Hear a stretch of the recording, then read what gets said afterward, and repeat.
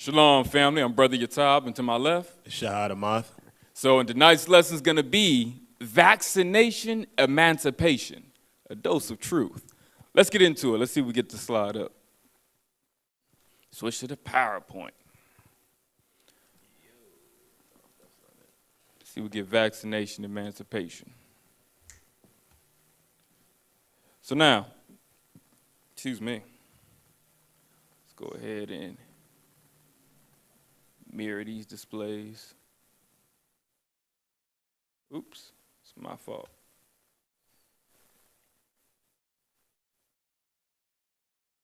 Give me 1 minute. All right, there we go. Aha. Vaccination Emancipation, a dose of truth. All right, so disclaimer. Due to heavy social media silencing on various platforms that speak on today's pandemic, I will refrain from saying the C word, but rather use C19, pronounced C19, or jab throughout this lesson. I apologize for the inconvenience. Remember this on the left, this is from Fox Business. New Twitter CEO Parag Agrawal once said, company is not to be bound by the First Amendment. He said, our role is to serve a healthy public conversation, and our moves are reflective of things that we believe lead to a healthier public conversation. So that's what he said in 2020.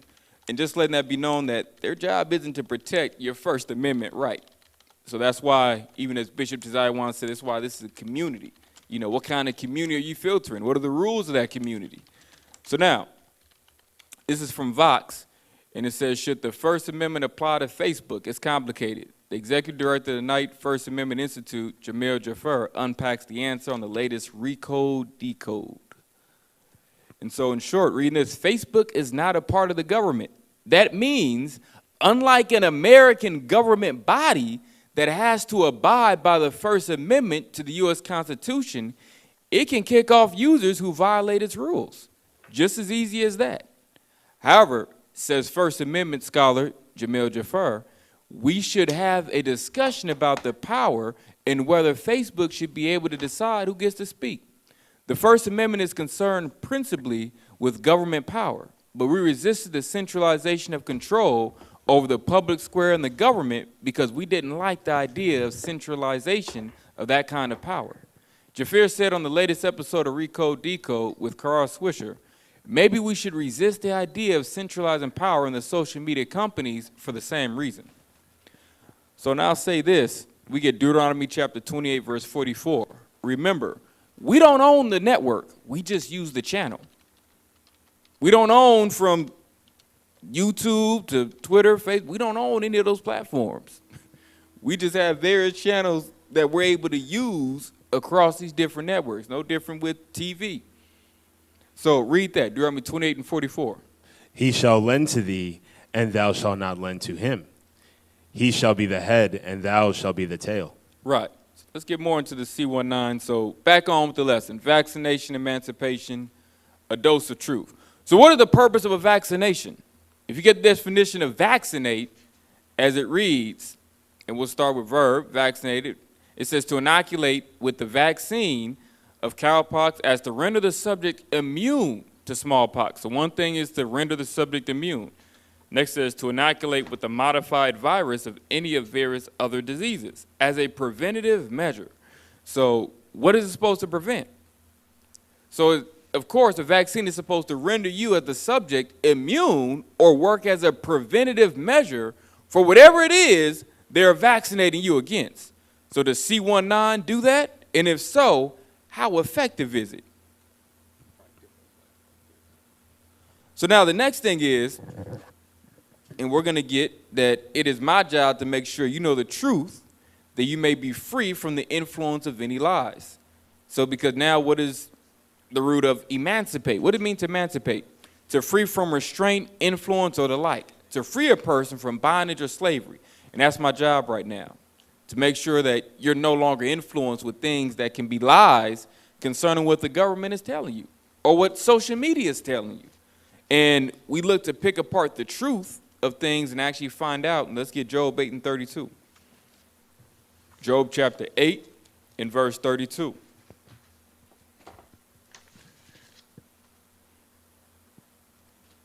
I'm sorry. It's not, John 8 and 32. I'm sorry, John. I messed it up. Ain't no Job 8:32. John chapter 8 and verse 32. Excuse me. Let's get the book of John chapter 8 and verse 32 and let's read that.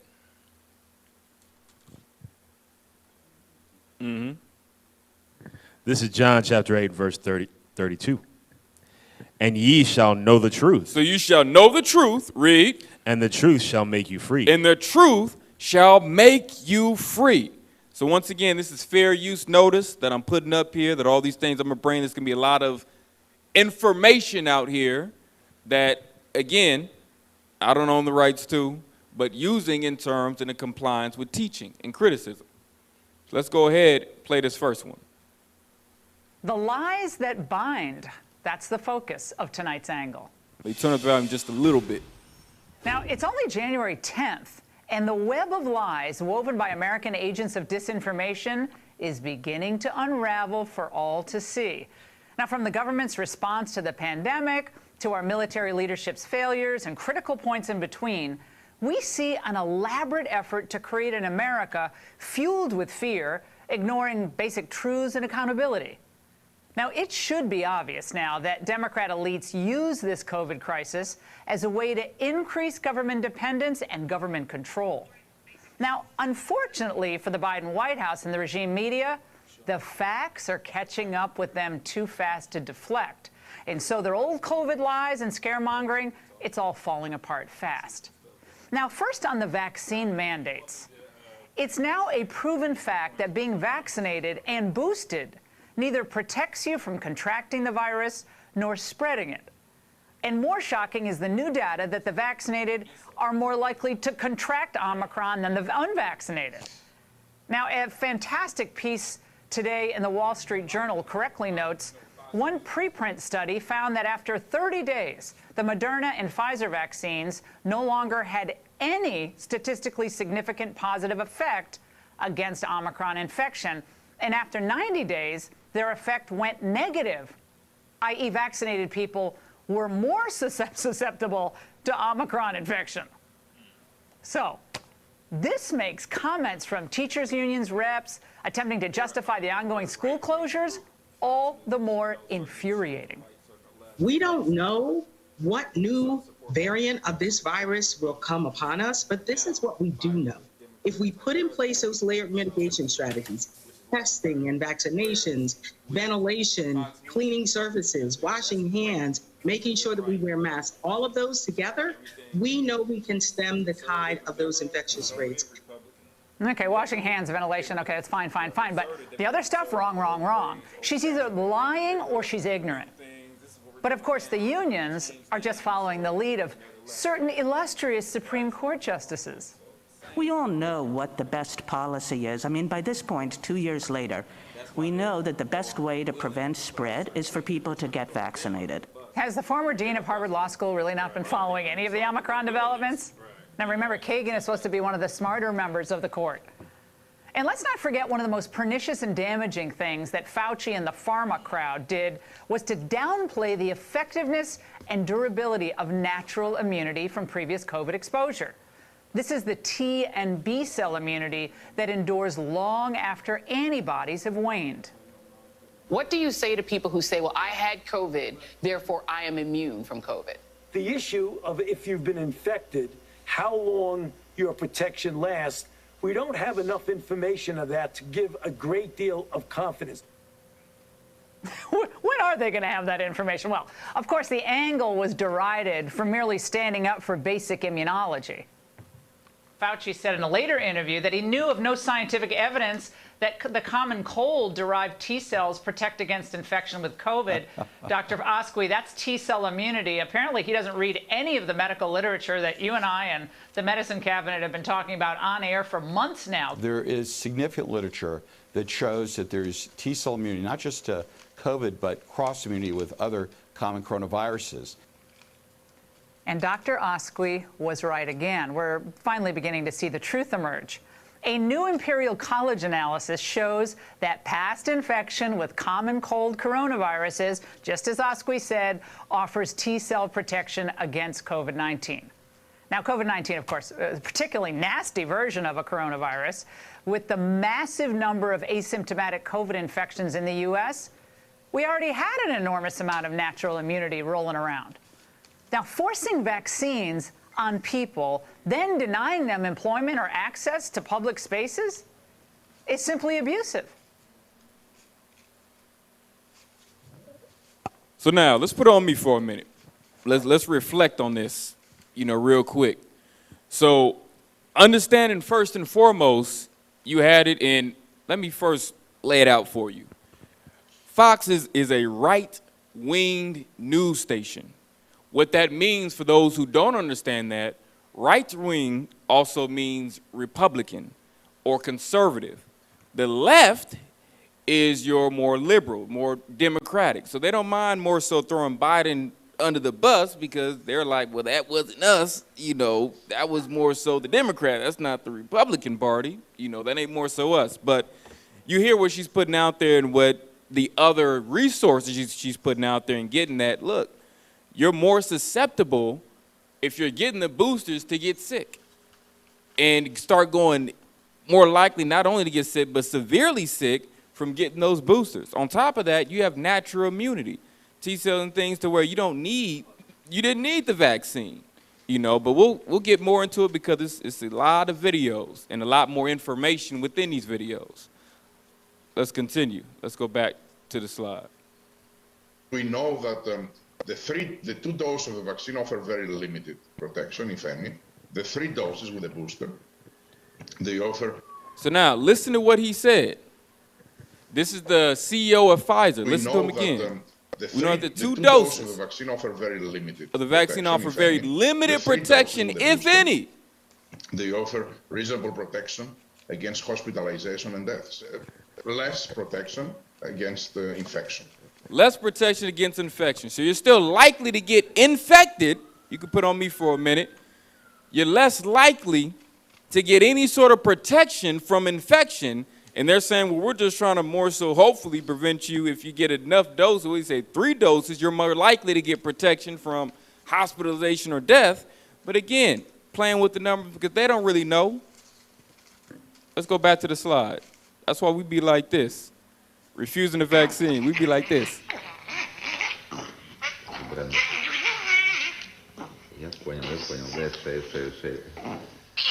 Dodging like a man. And you finna get me. Man, because look, you thought you was gonna be done. Government keeps saying after booster 1, 2, 3, you'll be done. Another one. They be saying this. Another one. Another one. Another one. When does it stop? Another one. Really? And another one. We'll be good? That's what we be like. They keep telling us it'll be okay, and you're thinking you're free, and they keep saying another one. Another booster. I thought everything was back to normal. You got to get another one. Another one. That's how it is. And another one. Because again, let's get the scripture. Get Proverbs. Chapter 26 and verse 25. Let's get Proverbs 26 and 25.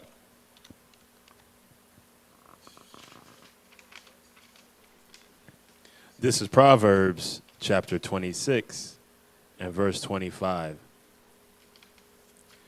When he speaketh fair, believe him not. See, the scripture said, when he speaketh fair, believe him not. Because they like to play game. This is another game they was playing. Remember all them attacks on the White House and the nation? January 6th. Let's go back to the slide. Let's watch this. How many FBI agents or confidential informants actively participated in the events of January 6th? Senator Cruz, asking the FBI. Sir, I'm sure you can appreciate that I can't go into the specifics of sources and methods. Did any FBI agents or confidential informants actively participate in the events of January 6th? Yes or no? Yes or no? Sir, I can't answer that. Did any FBI agents or confidential informants commit crimes of violence on January 6th? I can't answer that, sir. Did any FBI agents or FBI informants actively encourage and incite crimes of violence on January 6th? Sir, I can't answer that. Ms. Sadburn, who is Ray Epps? I'm aware of the individual, sir. I don't have the specific background to him. Well, now this is the FBI. A FBI. lot of people who are understandably very concerned about Mr. Epps. On the night of January 5th, 2021, Epps wandered around the crowd that had gathered.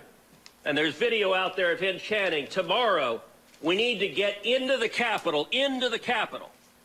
This was strange behavior, so strange that the crowd began chanting, "Fed, Fed, Fed, Fed, Fed, Fed."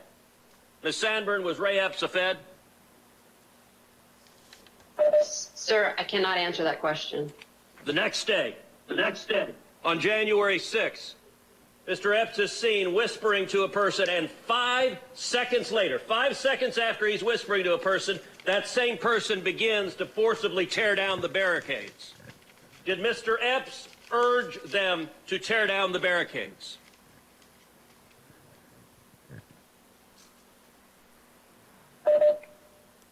Sir, similar to the other answers, I cannot answer that. Shortly thereafter, the FBI put out a public post seeking information on individuals connected with violent crimes on January 6th. Among those individuals, in the bottom there, is Mr. Epps. The FBI publicly asked for information, offering cash rewards leading to information leading to the arrest. This was posted, and then, sometime later, magically, Mr. Epps disappeared from the public posting. According to public records, Mr. Epps has not been charged with anything. No one's explained why a person videoed urging people to go to the Capitol, a person whose conduct was so suspect the crowd believed he was a Fed, would magically disappear from the list of people the FBI was looking at. Ms. Sandburn, a lot of Americans are concerned that the federal government deliberately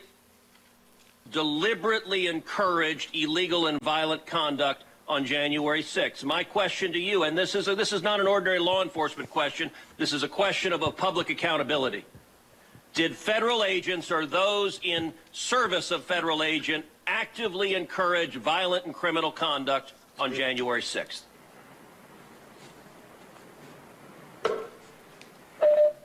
Not to my knowledge, sir. Thank you.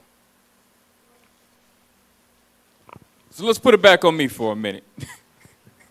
Because see, boy, the games they play. So some of y'all, you brothers say, man, I ain't seen that video. So I got a lot of videos. I didn't even put all them on here. You got a lot of pictures too. But nevertheless, you see the games they play. And they make sure not to try their best not to try to incriminate themselves. A lot of says, I can't answer that. Didn't say yes or no definitively, but just I can't answer that. But yet and still you're asking a representative of the FBI. Who would know? And everything looking suspect. But those are the games they play. The high level of serpentry. They master it. Let's go back to the PowerPoint. Lies were used to hurt people's careers, to silence them, to demonize them, to take away perhaps hospital privileges. And you and others like you were right all along. I know we're not here to just pat you on the back, but you knew it. Osqui and all these other guys knew it. Why didn't the others know it? Or did they and they just pretended they didn't? Laura, you've put together a team of medical experts that I think have really been true to the data. We've cited the data, followed this very carefully over time. And many occasions we've said, what's wrong with those who are following a false narrative? Are they simply behind on it, or is it intentional? Did they know, or should they have known? We still can't answer these questions today, but at the level of the Supreme Court, to be giving out grossly wrong information in spoken statements by the justices really takes this to a level that I think historians will record as atrocious. Now, Walensky of the CDC was asked, Dr. McCullough, by our own Brett Baer, about COVID deaths from COVID or deaths from COVID versus with COVID. Now, watch this response. Do you know how many of the 836,000 deaths in the U.S. linked to COVID are from COVID, or how many are with COVID, but they had other comorbidities? Do you have that breakdown? Yes, of course. With Omicron, we're following that very carefully. Our death registry, of course, takes a few weeks to collect. And of course, Omicron has just been with us for a few weeks, but those data will be forthcoming. Dr. McCullough, she completely avoids the question again. He wasn't talking about Omicron, which is relatively new. We've had almost 2 years of data, and they still can't tell us what deaths are really COVID-caused deaths versus 3-4 comorbidity-caused deaths? That's true. I had a chance to go over this with Scott Atlas, another one of your contributors on the medical scientific side. And Scott believes that our officials, the CDC officials and NIH officials, that they're simply not competent in managing this rapid flow of data. What we know from sources actually on the CDC website, but also the Italians have recoded their deaths, it's clearly, basically 10% or fewer of all the deaths is it purely driven by COVID-19 syndrome. The Italians think it's 3%. The rest of it is largely contributed to other comorbidities. I mean, the best example would be Colin Powell. Colin Powell, had terminal myeloma. He was fully vaccinated. He died with COVID. People didn't make a big deal out of COVID being a determinant of death, appropriately so, because he was at the end of his life. That is what happened to Colin Powell is common to many of the deaths that we've seen in the United States. Again, you're right. We knew this data out of Lombardy, the Lombardy region of Italy, in March and April of 2020, which is what we were talking about at the time, was hypertensive, diabetic, high BMI, very old individuals generally. That data was there in the first 2 months of COVID. It's very curious as to why this is all ignored. I have to ask you, though, about this push, Dr. McCullough, to boost Americans as fully vaccinated. So university students are told you have to get boosted by X date or you're not welcome on campus. What about that, given Omicron? At this point in time, the mandates should be completely dropped across the board. Omicron has been several things. One is a huge syndromic change. It's basically very similar to getting a head cold. For those who are previously immune and those who are vaccinated, it sometimes is almost an imperceptible mild syndrome that could last a few hours or a day or so. It is immaterial to vaccination. There are now several studies, as was pointed out, that there really is no observed vaccine efficacy that we can see in community studies, and we wouldn't expect any protection against hospitalization and death. The virus has simply outmutated the ability for the vaccines to have any control. So, Dr. McCullough, the CDC, though, is already pushing for the 4th booster shot. The New York Times is reporting that some people with weakened immune system can get a 4th dose as early as the coming week. And other recommendations we expect to come regarding the 4th booster shot. What's going on here? Is this a Pfizer deal? What is this? Because it makes zero sense. It tips the scales far more towards harm than benefit, because if there's no anticipated benefit, we know with each injection there's what's called reactogenicity, that with each injection the body actually reacts more severely to the vaccines. And sadly, there have been far too many deaths that have occurred shortly after vaccination, far too many hospitalizations, injuries, children with hearts being injured, myocarditis, and now the CDC is reporting in the VAERS system permanent disability. Dr. McCullough, thank you for being a voice of courage and wisdom throughout this entire pandemic. So now, you see so much of which they were talking about, and I'm going to keep going video by video till y'all get it to understand and bring in the research so it starts to resonate. Like you said, COVID just as bad as a head cold, but when you're getting the shots and everything, that's when you keep injecting yourself with more and more and more toxins that start doing more and more damage to your body. But there's an agenda, and it comes from this. Bill Gates. Let's get this next slide. Have to make changes that will bring that down to zero.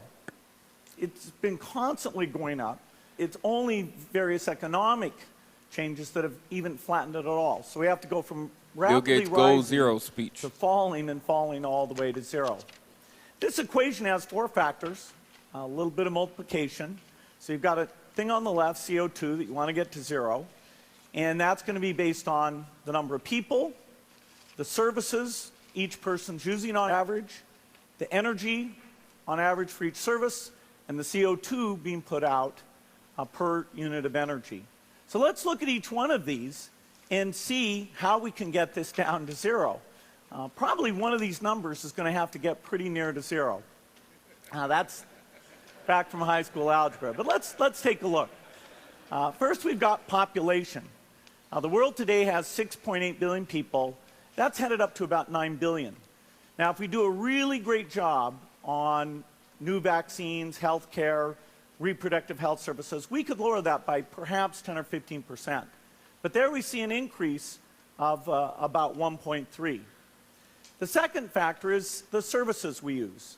This encompasses everything. I don't know if y'all caught it. You could put it back on me. But did you pay attention that he said if you do a really good job, he said, look, and he was letting know plainly, CO production, everything is going up. If we do a really good job on vaccines and reproductive health medicine, you know, dealing with, he primarily made way of two things. One, is dealing with the vaccine they keep injecting us with, and two, the other one was Planned Parenthood, abortions. You can depopulate more and more people because that's the goal, to depopulate you. And how is that going to happen? When they give you these vaccines, it's going to make you sick. And you saw from the other video, more people dying from these vaccines. They're just covering it up. And then they're inflating the numbers because they're counting other people with other comorbidities. So people who already had high blood pressure, heart attacks, risk heart attacks, diabetics, so many other, whatever other sicknesses they may have had. Yes, I'm saying? Okay. Let's get this next slide. Let's keep the games going. Importance of safety testing any vaccine before releasing it on the market. This would not be the first time, if it happened, that a vaccine that looked good in initial safety actually made people worse. There was the history of the respiratory syncytial virus vaccine in children, which paradoxically made the children worse. One of the HIV vaccines that we tested several years ago actually made individuals more likely to get infected. So you can't just go out there and give it unless you feel that in the field, when someone is getting infected and exposed, being vaccinated doesn't make them worse. That's why you got to do a trial. So this claim is false.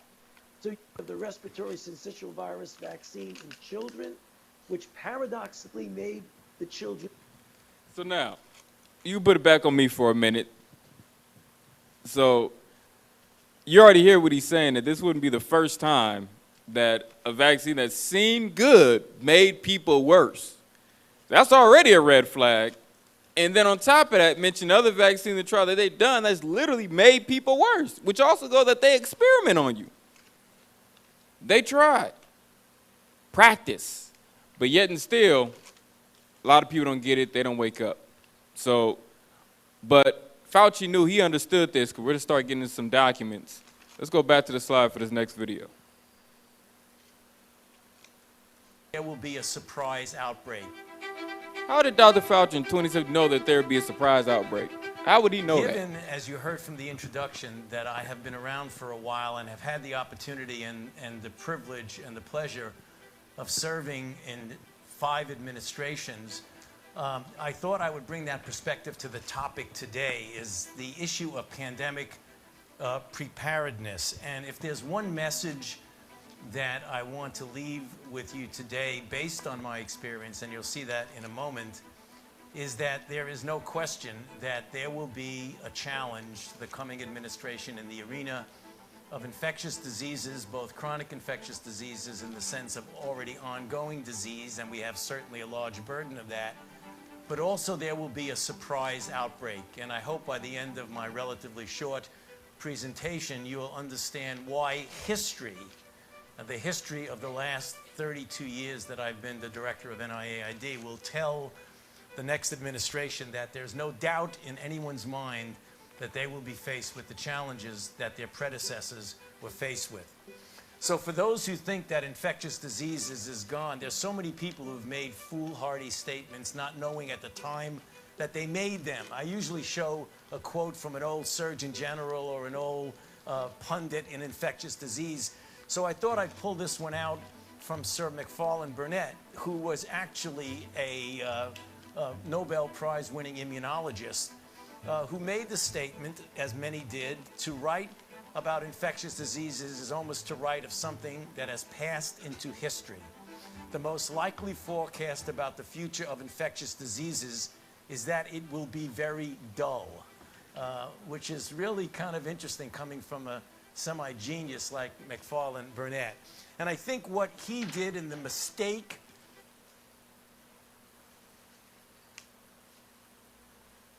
Now, let's put it back on me. Hold on for a minute, because we're about to review some government documents, okay? And you hear him, he mentioned a couple of things. He said, one, he was saying, don't be surprised there's an outbreak in the near future. He was very specific. Very specific, notice that. And notice he's also, for 32 years, been the director of the NIAID. Those two things. Hold on to those two things, because we're going to come back to it. He's been the director of NIAID for 2 years with the NIH, you know, as you've seen the NIH background and stuff, you know, for various videos we've shown. And he knew and understood in 2017 there was going to be an outbreak that we'd have to be prepared for, that the whole administration would be just, you know, this major big thing. So now, let's go back. And let's go back to the slide in the PowerPoint, and let me bring up some government documents.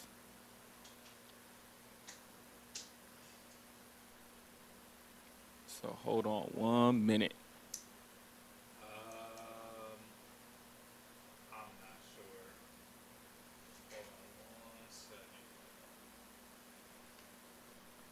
Hold on 1 minute. We'll mirror my display. I believe he can, yeah. Okay, we're good. So I'm mirroring this, so we're good. So now, I got several documents up here. We're going to go through all of them, all right? There's a timeline. This is information obtained from Project Veritas. So Project Veritas. So Project Veritas is a nonprofit organization that goes to make sure they declassify documents that are classified by the government and make sure they're released to the public, all right? So all praises for people like them working on it. So now this is from Joseph Murphy, Major of USMC DARPA. So United States Marine Corps DARPA. Look at DARPA, remember DARPA, okay? We do a subject, captain, the name was X'd out. Thanks for responding. I'm reaching out to communicate some information relative to COVID that I don't believe such and such or your doctor or your director is aware of. You probably saw earlier this week that more official documents linking NIH, what is NIH? The National Institute of Health, where the NIAID, where Dr. Anthony Fauci works, that's what you're looking at, and Eco Health Alliance to the Wuhan Institute of Virology were published by The Intercept. The Intercept is an investigative journalism, okay? That's what you're looking at, investigative journalism. We're published by The Intercept. I came across additional incriminating documents and produced an analysis shortly after leaving DARPA last month. This, and we'll remember DARPA, this report was routed to the DOD IG office. I'm unsure whether the significance of what I communicated is understood by those that received the report. Decisions with regards to the vaccine do not appear to be informed by analysis of the documents. The main points being that SARS-CoV-2 matches the SARS vaccine variants the NIH and EcoHealth program was making in Wuhan. That the DOD rejected the program proposal. Now the DOD rejected it under DARPA.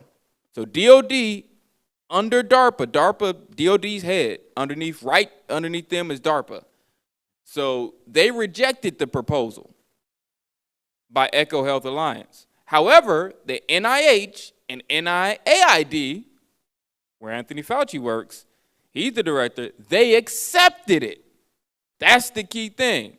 Now let's continue. So it said the DOD rejected the program proposal. Why? Let's read. Because vaccines will become ineffective and because the spike proteins being inserted into the variants were deemed too dangerous. That's the gain of function, which you're going to hear more about too. Gain of function, remember that. And that the DOD now mandates vaccines that copy the spike protein previously deemed too dangerous. All the boosters, they're giving you the same thing. They're just giving you another variant of the spike protein that's causing the damage in the first place. So it's just causing more damage to your body. That's why the boosters are making people worse, as we read in the videos and we were hearing the videos earlier, because they're just getting injected with more of the same toxins from the same source, another variant from it. So now, with the spike protein previously deemed too dangerous.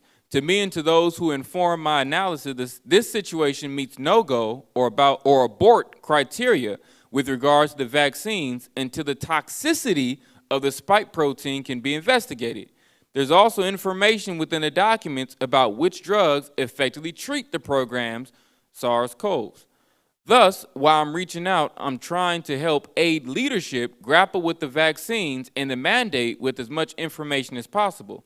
I wanted to push this information your way. Several of the documents referenced in the IG report have since been downgraded. Please reach out to me with questions. Now, before we get in this is official. Department of Defense, and DARPA operates under DoD, Department of Defense. Unclassified. This is DARPA. So DARPA stands for Defense Advanced Research Projects Agency.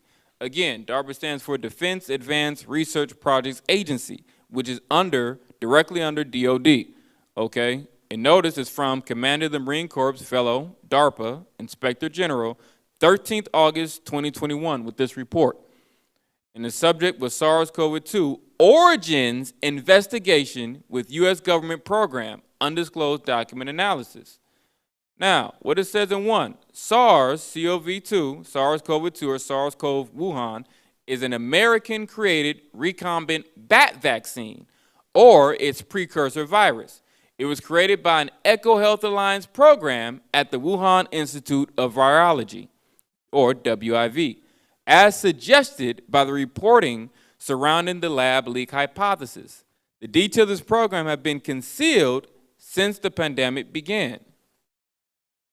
So it's been concealed since the pandemic began. These details can be found in the EcoHealth Alliance proposal response to the DARPA Preempt Program Broad Agency Announcement, BAA, dated March 2018, a document not yet publicly disclosed.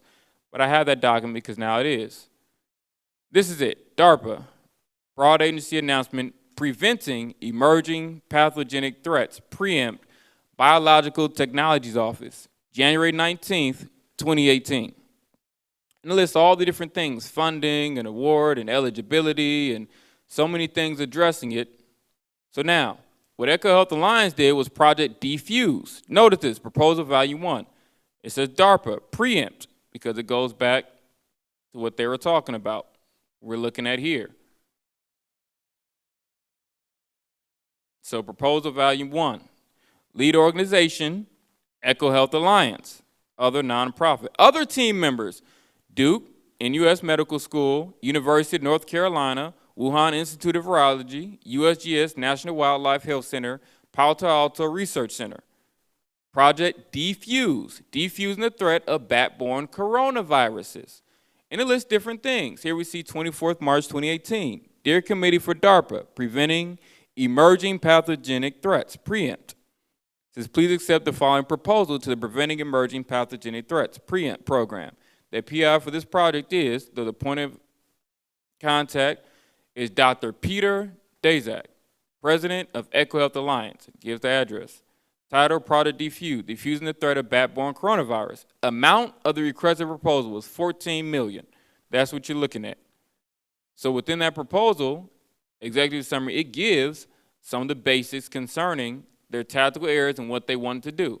Our goal is to defuse the potential for spillover of novel bat origin, high zootonic, risk SARS-related coronaviruses in Asia. In TA1, Tactical Area 1, we will intensively sample bats at our field sites where we have identified high spillover risk for SARS-CoV. We will sequence their spike proteins, reverse engineer them to conduct binding assays, and insert them into bat SARS-CoV.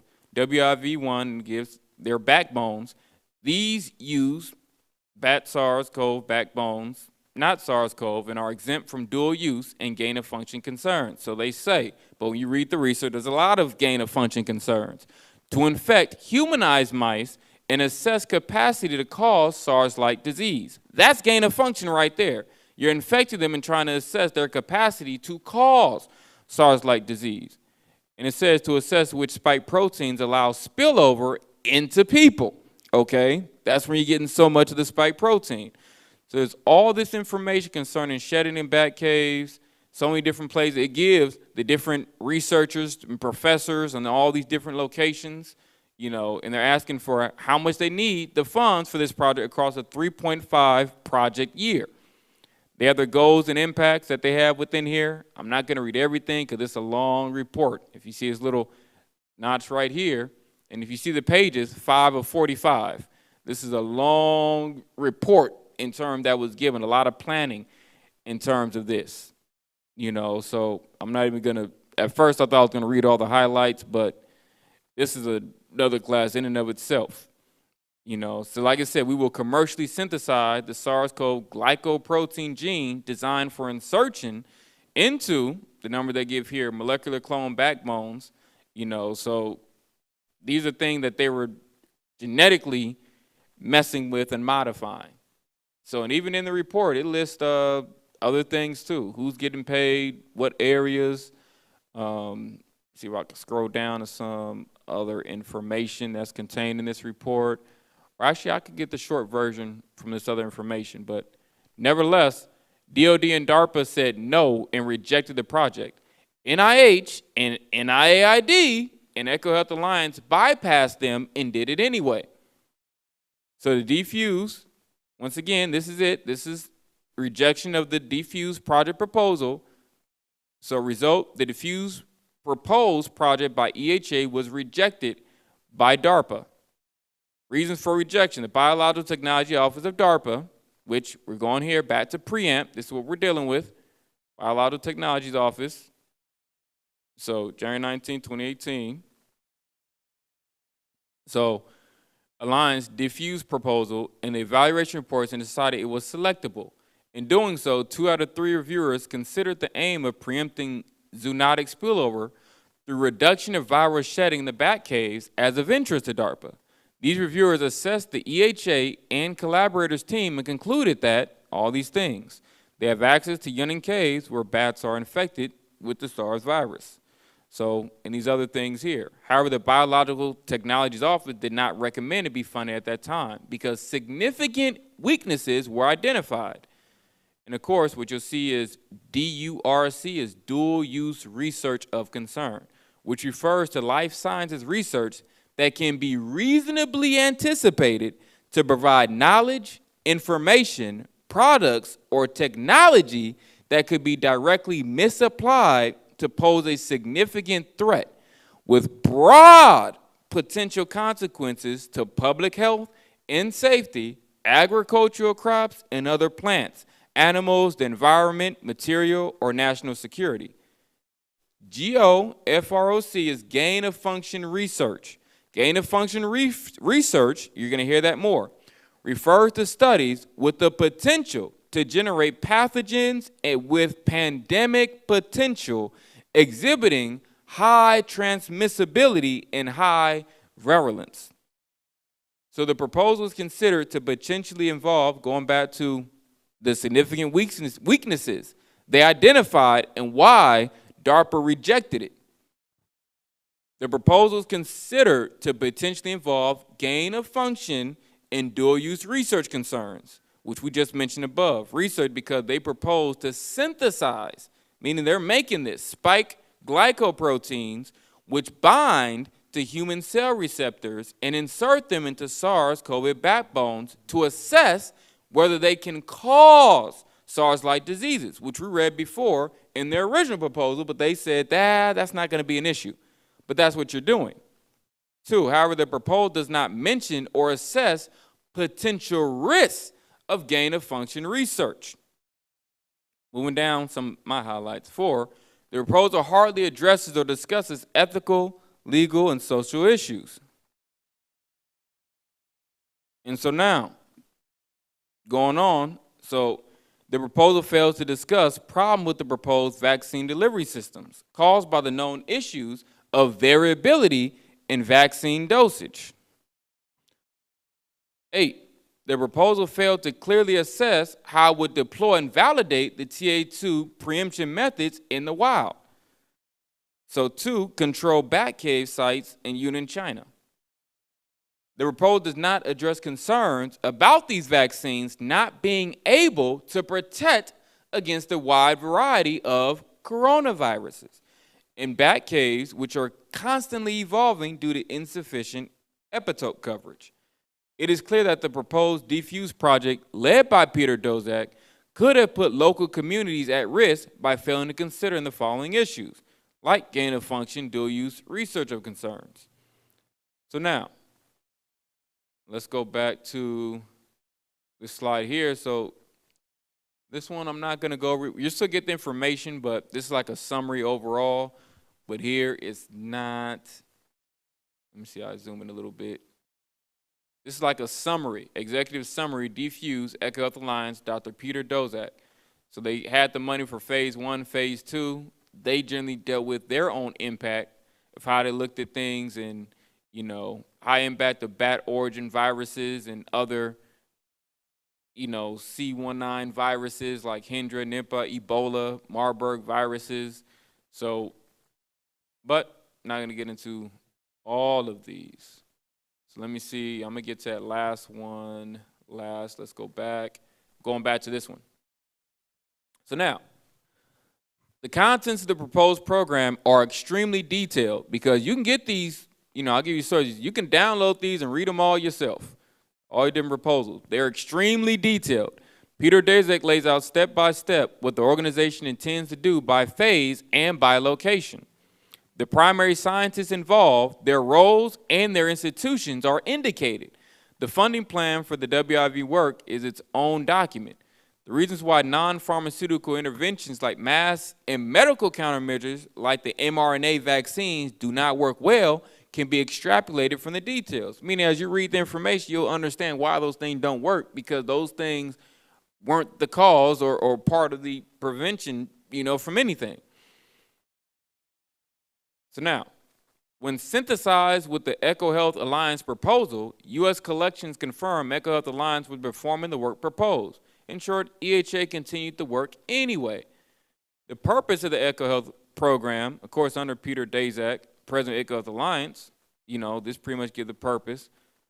And we pretty much got in short the purpose when we read the other document. So I'm not going to read it all again. So now, DARPA rejected the proposal because the work was too close to violating the gain-of-function GOF moratorium, which we just read. We just read the official document of DARPA rejecting it, so why they rejected it. So he's just summarizing that. Because remember, where does Joseph Murphy work? He works for DARPA. So he had the information first before he even went to the NIH and NIAID. So, because he was one of the ones working on the Project DARPA. But he was brave enough to come out, and he encourages others to come out and speak openly and truthfully about these things. So despite what Peter Daszak says in the proposal that the work would not, which in their information, in this proposal, they were saying that it probably wouldn't. So, but it's still, like what was done with the research, it probably could. So now, as is known, Dr. Fauci with NIAID did not reject the proposal. The work took place at the Wuhan Institute of Virology and at several sites in the U.S., identified in detail in the proposal. The Echo Health Alliance response to the preempt, BAA, which was this one here, preempt, BAA, this technology, broad agency announcement, that's BAA. So I'll make sure I got all the documents backing this up. So the Echo Health Alliance response to the preempt BAA is placed along with other proposal documents in the preempt folder on the DARPA Biological Technologies Office JWICS, meaning top secret, share drive. Address on the computer, this is what it looked like. Network filer, BTO, CI folder, preempt. This is where all these files were, where they were keeping it. So the location, the exact location of the documents. So now, the folder was empty for a year. The file is completely unmarked with classification or distribution data. So now, Senator Paul, who we're going to get into, Senator Paul, he's very important, his inquiry into NIH and NIAID and gain-of-function programs. Now skipping down how it works. So 2, SARS-CoV-2, hereafter referred to as SARS-CoV Wuhan, or WIV, WIV, as a synthetic spike protein chimera, meaning other things formed together, so engineered to attach to human ACE2 receptors and inserted into recombinant bat SARS backbone. It is likely a live vaccine not yet engineered to a more attenuated state. What is attenuated? Let's get the definition. What does it mean, attenuate?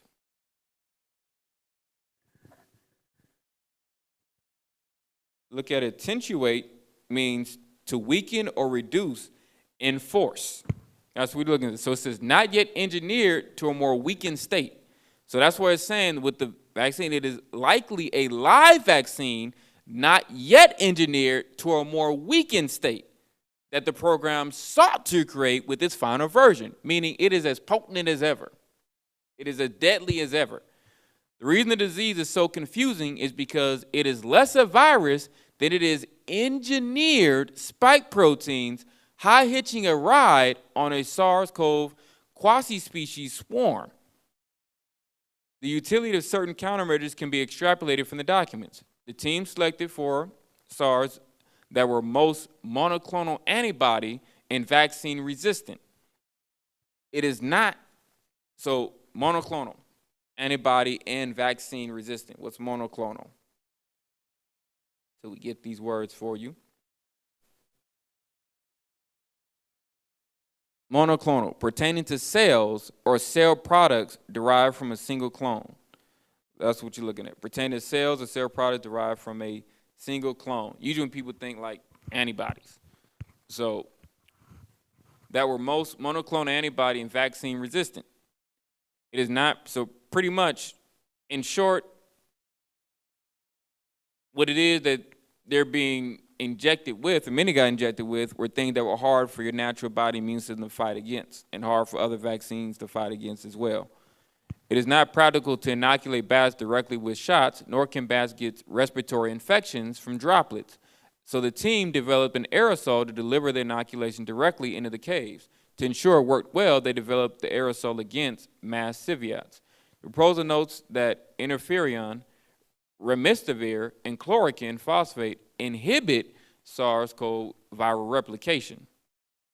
Now, of course, it's one thing that they're saying, because of its now known nature, the SARS illness is readily resolved with early treatment that inhibits the viral replication that spread the spike proteins around the body. So that's the thing. You have to have something that stops the spread of the spike protein, which induce a harmful overactive immune response as the body tried to clear the spikes from the ACE2 receptors. Many of the early treatment protocols ignored by the authorities work because they inhibit viral replication or modulate the immune response to the spike proteins, so which makes sense within the context of what EcoHealth was creating. Some of these treatment protocols also inhibit the action of the engineered spike protein. For instance, ivermectin, identified as curative in April 2020, works throughout all phases of illness because it both inhibits viral replication and modulates the immune response.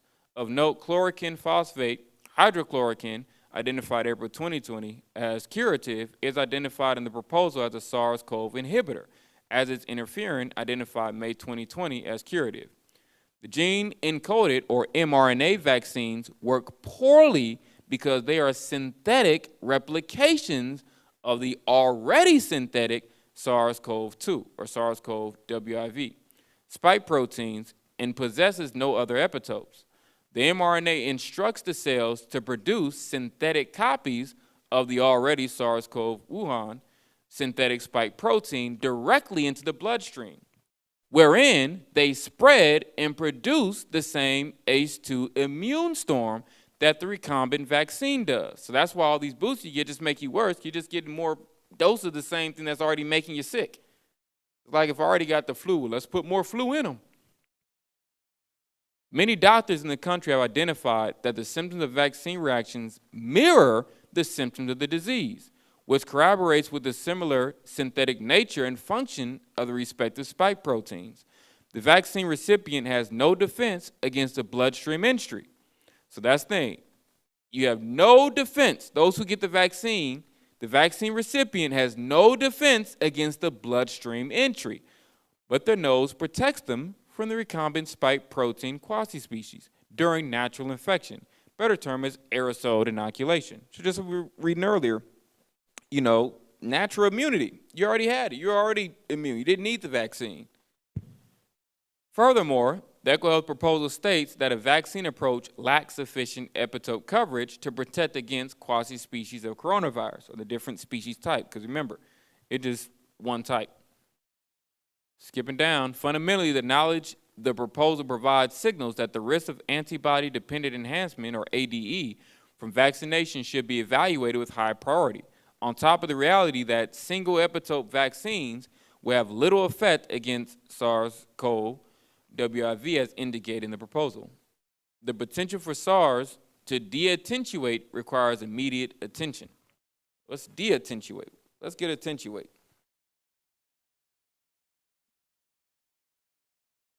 Let's first understand. Let's get attenuate. To weaken. So if I'm de-attenuating, I'm strengthening.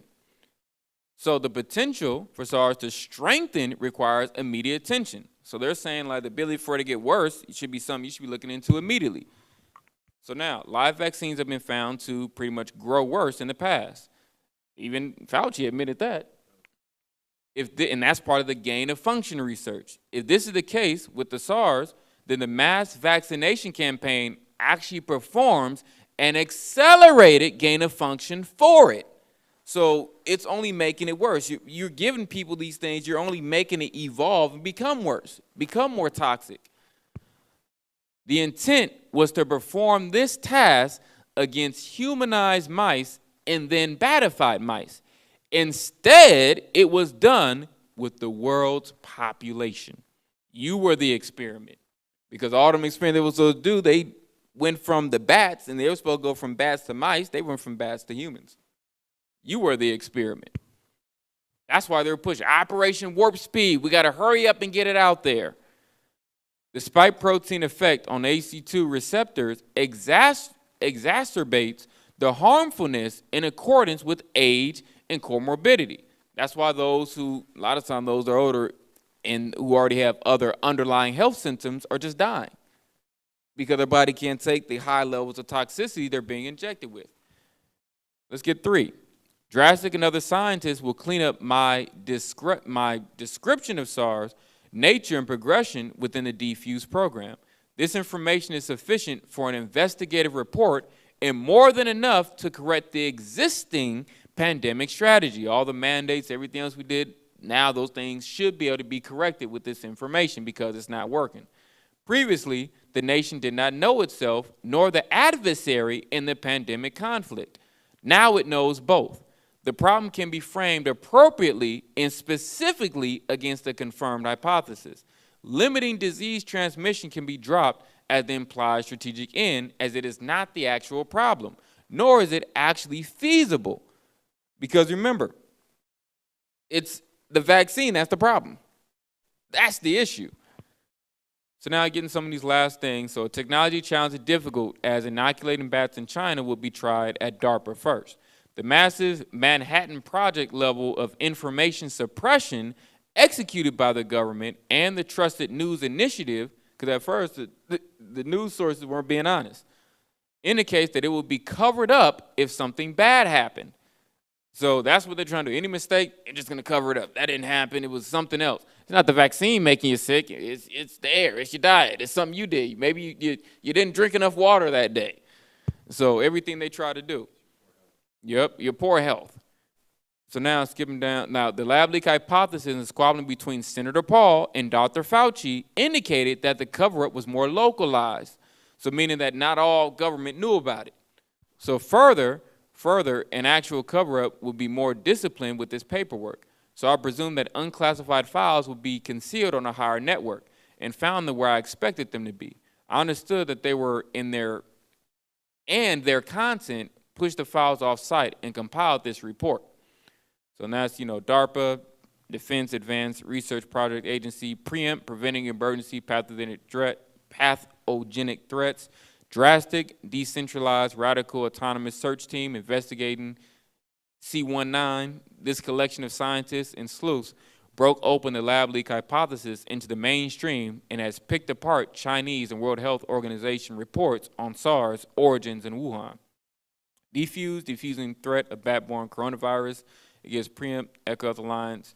And now Dr. James Gilbert, DARPA program manager, states, team's approach does potentially involve GOF and DURC research. They aim to synthesize spike glycoproteins that may bind to human cell receptors and insert them in the SARS backbones to assess capacity to cause SARS-like disease. So antibodies recognize both the origin, Wuhan, and strain in Delta variants, a potential risk for mass vaccination. This is the journal. So now skipping down, there's some information from the phase, the total, funding requested. There's some information as far as where the information was taking place. So how much they were getting paid, salary, who was getting paid, locations. So you see Arlington, Virginia, New York, Salt Lake City, Utah. So I'm just going briefly through some of these, but all the details is there. And this was part of this report and proposal, but I didn't go through all the documents because I knew it'll be here also in this proposal. So now we're going to go back to some new information. January 11th, 2022. Dear Secretary Becerra, we write to request a transcribed interview of Dr. Anthony Fauci, Director, U.S. National Institute of Allergy and Infectious Disease, NIAID.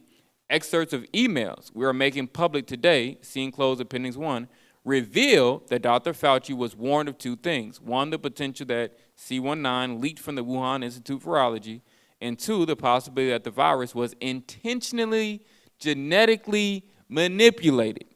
It is imperative we investigate if this information was conveyed to the rest of the government and whether this information would have changed the U.S. response to the pandemic. Okay? So now let's continue. Despite Dr. Fauci claiming otherwise on multiple occasions, he was in fact aware of the monetary relationship between NIAID, the U.S. National Institutes of Health, NIH, Echo Health Alliance, Inc., Echo Health, and the WIV by January 27, 2020. Dr. Fauci also knew that the NIAID worked with Echo Health to craft a grant policy to sidestep the gain-of-function moratorium at the time, we covered. This new policy designed by Echo Health and agreed to by NIAID allowed Echo Health to complete dangerous experiments on novel bat coronaviruses with very little oversight. That would have otherwise been blocked by the moratorium. January 2020, Dr. Fauci was also aware that Echo Health was not in compliance with the terms of its grant that funded the WIV. Echo Health was required to submit an annual progress report to NIAID by September 30, 2019, and had not yet done so. The committee subsequently learned that Echo Health failed to submit those reports, presumably to hide a gain-of-function experiment conducted on infectious and potentially lethal novel bat coronaviruses. So now, so much that was here, and there's so much in this report as well. I just read some of it. Like I said, sincerely, James Comer, Ranking Member, Committee on Oversight and Reform, and Jim Jordan, Ranking Member, Committee on the Judiciary. So, well, we're going to get more of this, but I'm just giving you some of the basics on these reports. You can get all of them, read them all in detail yourself. I'm just trying to give you a good overview in the time that I have because I ain't got much left. So now, let's get back to the PowerPoint. We're going to get back to the PowerPoint. Let's get the next slide, play from current slide. Extend desktop. Let's get some more information. Broad predictions. There's no guarantee that the vaccine is actually going to be effective. As you well know, because we've discussed this many times in the past, and you can have everything you think that's in place, and you don't induce the kind of immune response that turns out to be protective and durably protective. So one, the big unknown is it will be effective. You don't even know the way the body responds the vaccine to viruses of this type. I'm cautiously optimistic that we will, with one of the candidates, get an efficacy signal. The other thing that's an unknown, that's of concern, but we'll be able to get around that by doing the tests properly, is that do you get an enhancement effect? Namely, there have been a number of vaccines, two in particular, dengue and respiratory syncytial virus, when the vaccine induces a suboptimal response, and when a person gets exposed, they actually have an enhanced pathogenesis of the disease, which is always worrisome. So we want to make sure that that doesn't happen. Those are the two major unknowns. Putting all those things together, Senator Burr, I still feel cautiously optimistic that we will have a candidate that will give some degree of efficacy, hopefully a percentage enough that will induce the kind of herd immunity that would give a protection to the population. So now even he's saying that even then, we don't know if it'll be effective, and it can still cause more infectious problems through the vaccine. So now let's get this video. This is the one with Senator Paul addressing Dr. Anthony Fauci on these things. Thank you very much for that answer. I yield back, Chair Murray. Senator Paul. Dr. Fauci, I don't expect you today to admit that you approved of NIH funding for gain-of-function research in Wuhan, but your repeated denials have worn thin, and a majority of Americans, frankly, don't believe you. Even the NIH now admits that EcoHealth Alliance did perform experiments in Wuhan that created viruses not found in nature that actually did gain in lethality.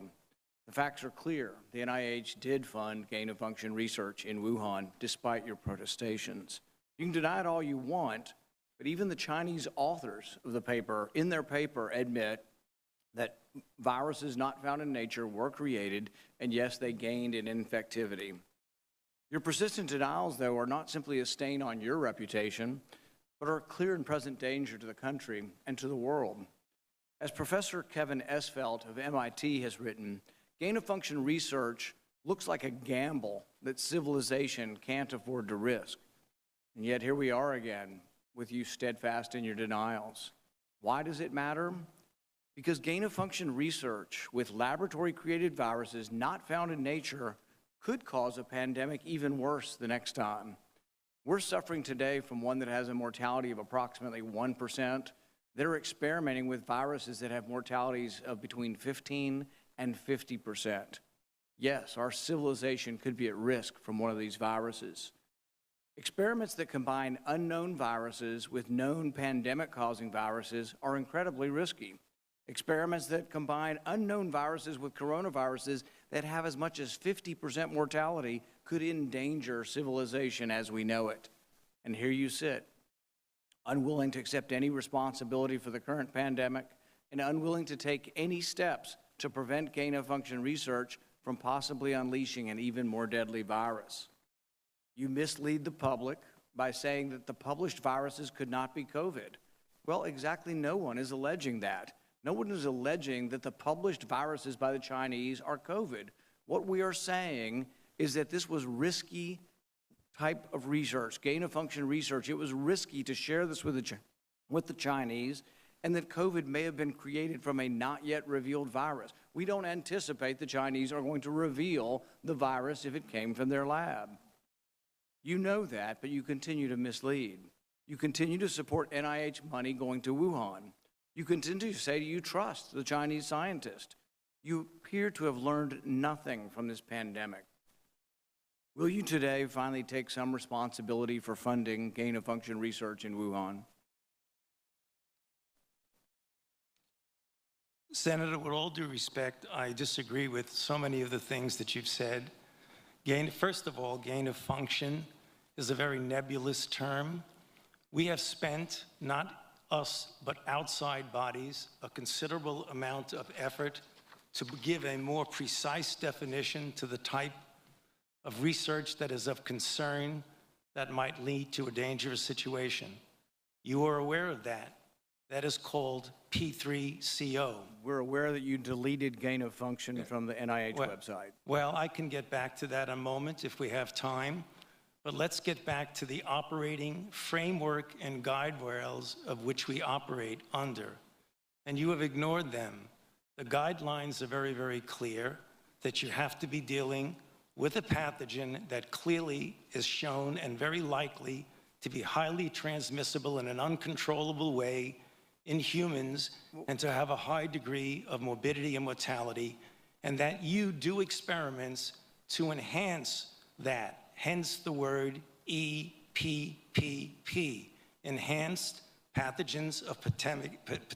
So when EcoHealth Alliance took the virus, SHC014, and combined it with WIV1 and caused a recombinant virus that doesn't exist in nature, and it made mice sicker, mice that had humanized cells, you're saying that that's not gain-of-function research? According to the framework and guidelines. So what you're of doing is P3 defining away gain of function. No. You're simply saying it doesn't exist because you changed the definition on the NIH website.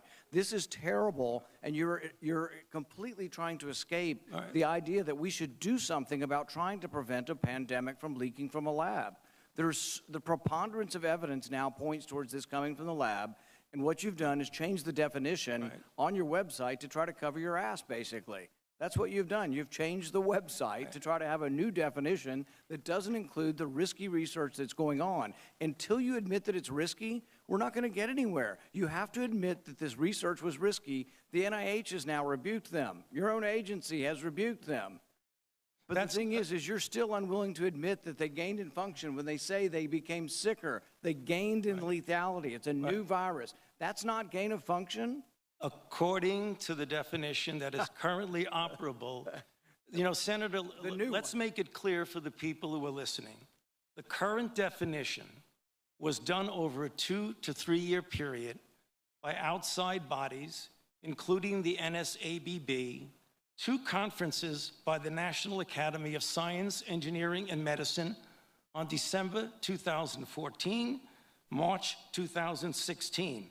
We commissioned external risk-benefit assessment, and then on January of 2017, the Office of Science and Technology Policy of the White House issued the current policy. And coincidentally, I have not changed the definition any appeared definition. on the same day the NIH said that yes, there was a gain of function in Wuhan, the same day the definition appeared, the new definition, to try to define away what's going on in Wuhan. Until you accept it, until you accept responsibility, we're not going to get anywhere close to trying to prevent another lab leak of this dangerous sort of experiment. You won't admit that it's dangerous, and for that lack of judgment, I think it's time that you resign. Thank you, Senator Paul. And I would like to give the time to Dr. Fauci. Yeah, well, there were so many things that are egregious misrepresentation here, Madam Chair, that I don't think I'd be able to refute all of them, but just a couple of them for the listeners to hear for.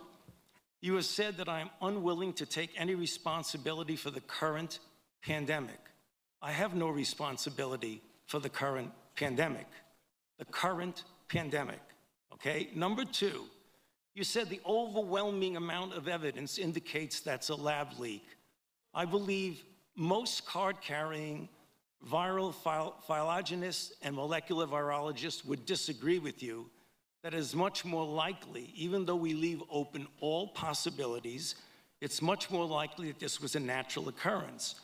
Third, you say we've tested 80,000 animals and no animals have been found with COVID. Senator Paul, the time is for And third, you made a statement just a moment ago that's completely incorrect, where you say we continue to support research at the Wuhan Institute of Virology. You approved it in August of last year. No, your statement says, quote, I wrote it down as you were writing. You continue to support research at the Wuhan Institute of Virology. You were in committee a month ago and said you still trust the completely- Chinese scientists and you still support the research over there. You said it a month ago Senator in committee. Paul, I have allowed Dr. Fauci to respond. You've had your time. I'm going to give him He's going to one be more minute. dishonest. He ought to be challenged. Senator Paul, we will allow Dr. Fauci to respond after you've given accusations like that. Dr. Fauci. Well, I don't have any more to say except to say that, as usual, and I have a great deal of respect for this body of the Senate, and it makes me very uncomfortable to have to say something, but he is egregiously incorrect in what he says. Thank you. History will figure that out on its own. So we will turn to Senator Hassan. Thank you. Thank you, Madam Chair and Ranking Member Burr.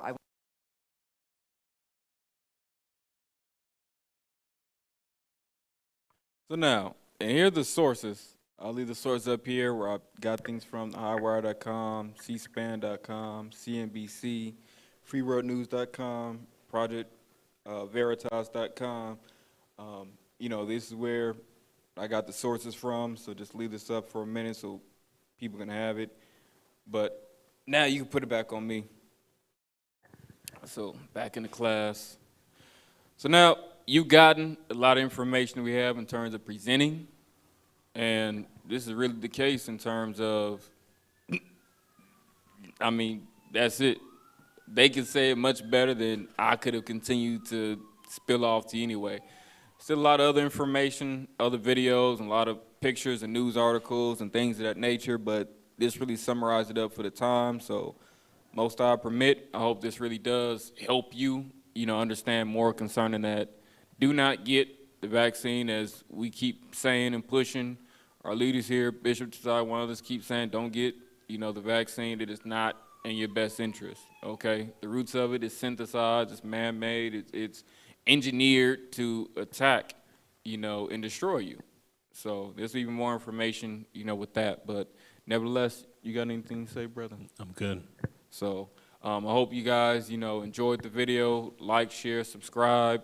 We ask that if it be on your heart, continue to donate, help, lights, video, things of that nature, and continue to pray for us, pray for us be able to do these things, boy. A lot of research goes into making these things too, so just pray for our health and well-being, and that the Most High helps keep us on the right track, and that we don't fall away, so we can continue to be used as vessels of righteousness, okay?